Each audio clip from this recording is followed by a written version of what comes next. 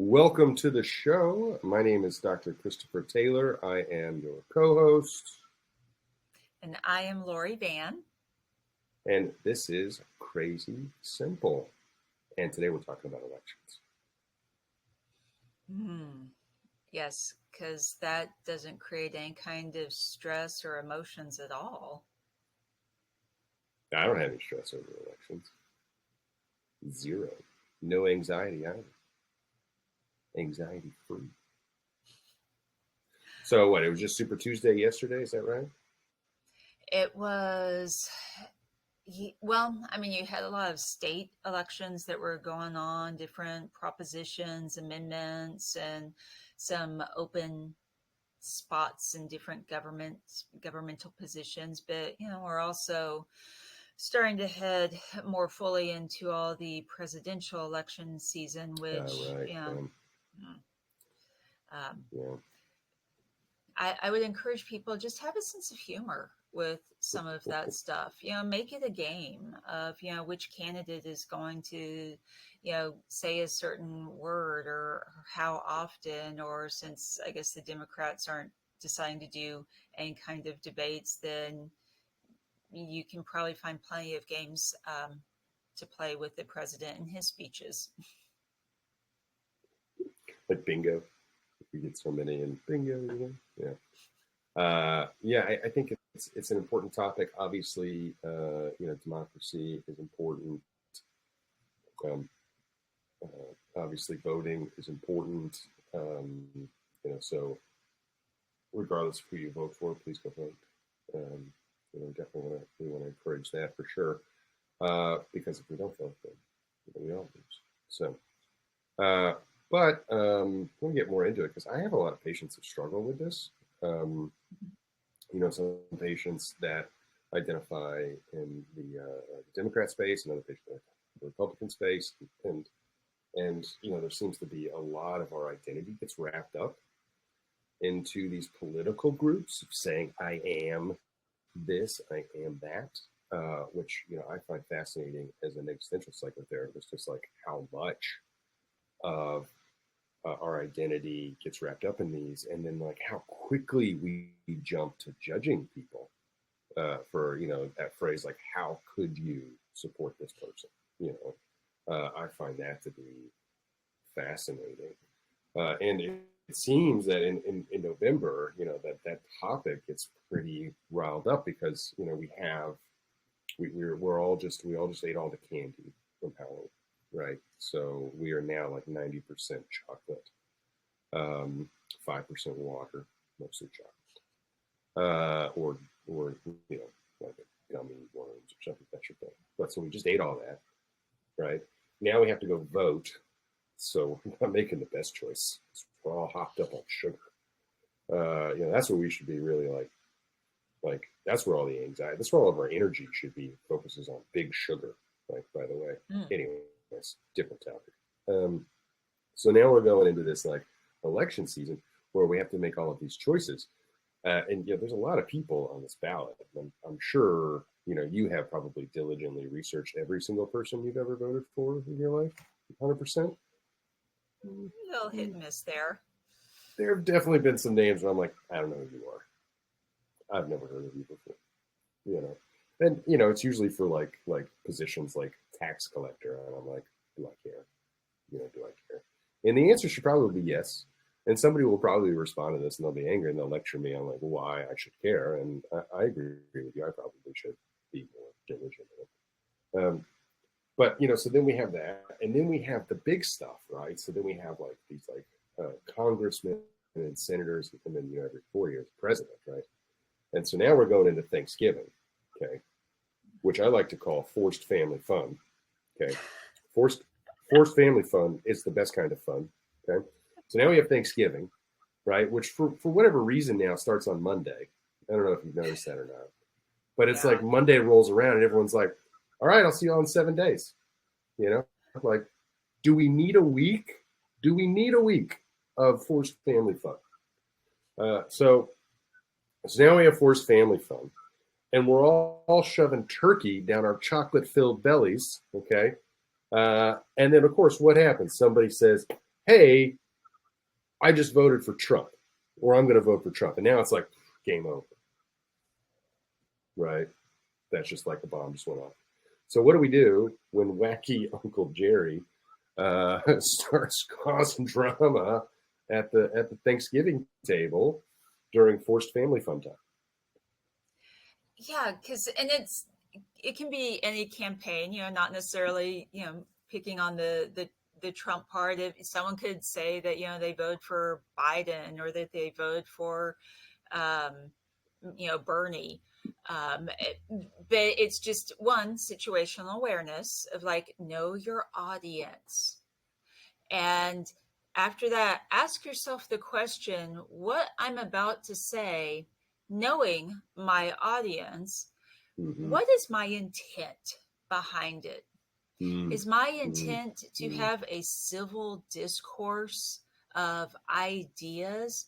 Or is my intent, I want to be the turd in the punch bowl and create havoc Sure. and like create drama in the family? Because if it's the latter and you are wanting to be that person, then don't play the victim and go, "Ugh, everyone's now picking on me and I feel so like upset because no one understands me." It's like uh, so I would encourage you, just really assess your intent, and if these are people you actually care about and love, then just take a moment, take a pause to think about what you're about to say. Yeah, I love that. Lead with love. Lean in with love, right? Lean in with love. Yeah, absolutely. Um, yeah, I think the big thing is we have to remember that, we have the right to have these beliefs and choices, um, but other people have those rights as well. And so if we're all going to participate in the delusion of forced family fun time, we have to respect each other, you know. But I love this quote from Walt Whitman, which just has really had a profound impact on my life. It says, "Be curious, not judgmental."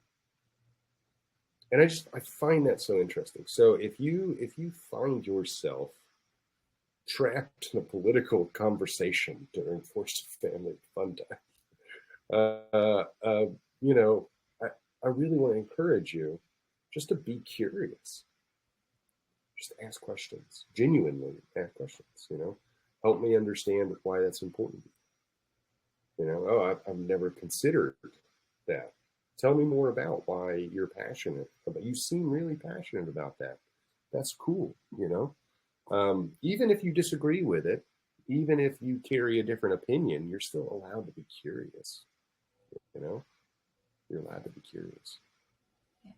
I mean, I really like the reframe of that, of make it less about yourself, because I mean, realistically, when someone expresses a differing opinion, we automatically take it personally, and it's not always about you. It's not always personal. And even if someone were trying to do a personal attack, if you get emotional and upset, you just took their bait. You just gave them what they wanted. So what do you think about that? I mean, how is that really helping you? But the curiosity has less of that judgment to it. Again, it's not saying you agree with them, but you will never be able to have a productive conversation. You will never be able to, if your goal is to win someone to your side, the only way you can do that is if you understand where they're coming from. Like in sales and marketing, it's always know what the questions that the person is going to have. What are going to be their things that will get rid of the sale? It's anticipate what they're going to say, and you can only do that if you understand where they're coming from. But Mm-hmm. and I'll put the little caveat there too. It's not always thinking what your comeback is going to be as they're talking and what they're saying. No, it's being present and it's fully listening to what they're saying, because then you're going to be better able to respond to it. If you only hear the first sentence and then you tune out everything else, your response is not going to be well received because you didn't listen to them. So therefore, why should they listen to you? And you can see where now there's this breakdown in conversation. So it's take some of those deep breaths. Remember that it's not always about you, it's not always personal, and that no one ever won an argument or a Facebook debate for that matter by cramming your opinion down someone's throat. The only way that you win, if you want to look in those terms, or help have a productive conversation, is if you stop and listen and you try to understand the other person and where they're coming from, and you're building more of a bridge of communication versus I'm gonna like force something, because I mean it's like you don't like it when something's forced down your throat, so it goes both ways. I totally agree. And for the record, I don't think anyone has ever won a Facebook debate. No. I don't think that's a possibility. I don't think you can win on Twitter or Facebook or Instagram. I think all we have are losers there, unfortunately.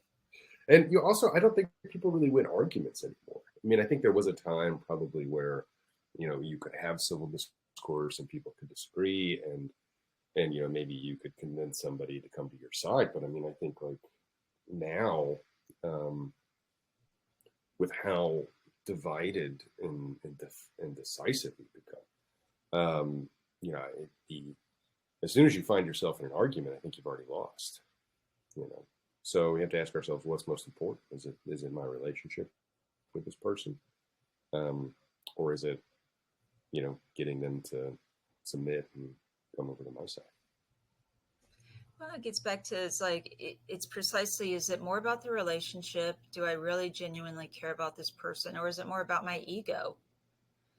And that's something that if you're not quite sure about, maybe speaking to an unbiased party could be helpful. If you're not quite sure how to communicate in an assertive, there's the key word there, assertive manner, then that's where talking with a professional can be helpful. And you want to make sure that, do vet whatever professional you see to make sure that they are unbiased as much as possible, because, unfortunately, I mean, I've seen it in Facebook groups. I'm sure you've come across it where, yes, even counselors are fallible, and that they let their own political agendas or their own politics and bias enter into the counseling room. So they are not infallible. So make sure that you are vetting and getting a sense of, do you really have someone that's unbiased in front of you? Yeah, therapists are people too, so we do make mistakes. And there's a great book too. Adam Grant has this great book. It's called Think Again, where he really challenges the way that we argue and the way that we hold opinions and beliefs. And the book is full of all kinds of fun facts, like if you were taught in school a certain thing and then that fact changes later, like for example Pluto being a planet, Mm-hmm. it will be very difficult for you to change your belief because it's already sort of been rooted in there. And I agree with that, because as soon as somebody told me that Pluto wasn't a planet anymore, I said, we're all doomed. This is outrageous. What's the purpose of life now if Pluto is no longer a planet? So I'm pro Pluto being a planet. And Yes. for me, Pluto will always be a planet in my heart. Okay. Yes. But really, the core of the book is challenging the ideas, the way we approach arguments and conversation, as either a preacher, either a it's either a preacher, I forget the other ones, but you either come in with this goal of trying to convince people to come over to your side, or you're sort of like a lawyer and you're trying to show them why their arguments are wrong, or you're trying to, or you're a politician and you're trying to persuade them, you know. But really, what he talks about is being a scientist. He says instead of trying to be a politician or a lawyer or a preacher, we should be scientists. We should explore with the only goal having to learn something new. That's it. not to convince the other person, but to learn something new. Because every time a scientist does a study, the study is successful. Whether it proved what they were looking to prove or not, it gained knowledge. It either said, yes, your ideas were founded, and we have some evidence to back that up now, or it says you're wrong. But either way, we win because we gained knowledge from this study. Instead of trying to convince or argue or persuade, we've gained something new. So it's a wonderful book. Adam Grant, think again. So we'll put that in the show notes as well. And I think we want to end this episode by encouraging you to be curious. Mm-hmm. No, So with that, this is good. Oh, I was just going to say, with that book too, it sounds like with the scientific part, it's encouraging us to use our logical thinking brain and not make decisions with our emotional brain, because emotionally based thinking usually doesn't work out. Yeah, a friend of mine was in an argument with somebody the other day. He was telling me about it, and he was like, "Yeah, I was trying to have this logical reasoning." And he was with his wife, and they were fighting, and I said, "Oh yeah, my friend, you made the mistake here. You brought logic to an emotion fight. So that's like bringing a knife to a gunfight right there." But yeah, I know it's a crazy simple idea, but be curious, not judgmental. And that's our show. I'm your co-host, Dr. Christopher Taylor, And I am Lori Vann. and this is Crazy Simple.